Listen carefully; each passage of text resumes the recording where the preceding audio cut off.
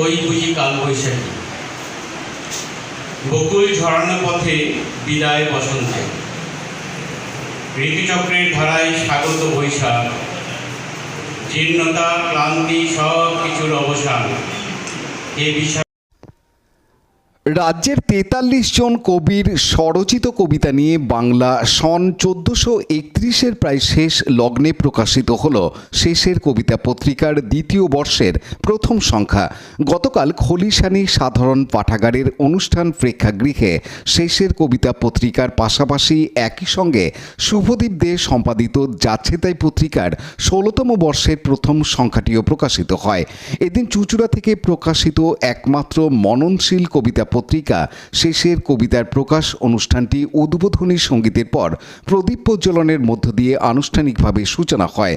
তারপর একযোগে শেষের কবিতা প্রকাশ করেন বিশিষ্ট গল্পকার নিত্যরঞ্জন দেবনাথ, কবি দীপক রঞ্জন ভট্টাচার্য, সনদ দে, শিল্পী প্রবাল বড়াল, পত্রিকার সহযোগী সম্পাদক সুচন্দ্রিতা দেব শুভসহ উপস্থিত অতিথিবৃন্দ। সমগ্র অনুষ্ঠানটিকে শুভেচ্ছা জানাতে উপস্থিত ছিলেন চন্দননগর পুর নিগমের মহানাগরিক রাম চক্রবর্তী, বিশিষ্ট সাহিত্যিক প্রবীর রায়চৌধুরী। বাংলা নববর্ষের বর্ষবরণের ঠিক প্রাক মুহূর্তে সমগ্র অনুষ্ঠানটি প্রায় ৪০ জন কবি ও শিল্পীর কণ্ঠে কবিতাময় হয়ে উঠেছিল। অনুষ্ঠান উপলক্ষে কাব্যগ্রন্থ প্রদর্শনীর আয়োজন অন্য মাত্রা এনে দেয়। সমগ্র অনুষ্ঠান প্রসঙ্গে মুখ্য সম্পাদক সুচন্দ্রিতা জানান,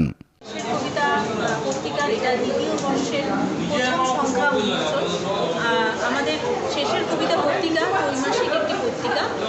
আজকে আমাদের ছিল এটি বার্ষিক অনুষ্ঠান, তো আমরা খুব সুন্দরভাবে অনুষ্ঠানটি কবিতার মাধ্যমে উদযাপন করলাম। ভীষণ সুন্দর একটি কবিতার দিন গেল আমাদের সকলের। এইটা আপনাদের নিয়ে কততম সংখ্যা? এটা আমাদের দ্বিতীয় বর্ষের প্রথম সংখ্যা। আগামী বছর কি কর্মসূচি আছে?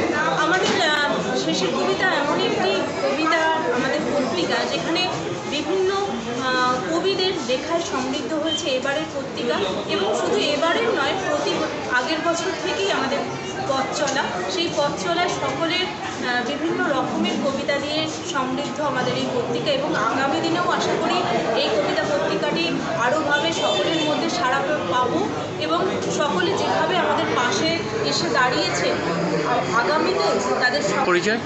আমি সুচন্দ্রিতা ঘোষাল চক্রবর্তী, কবিতা লিখি এবং কবিতা বলতে পারি।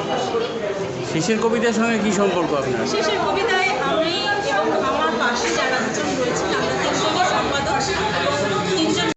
আব্দুল গাফফরের report, Hooghly TV. Like, share, subscribe করুন হুগলি টিভি। খবর এখন বুক পকেট।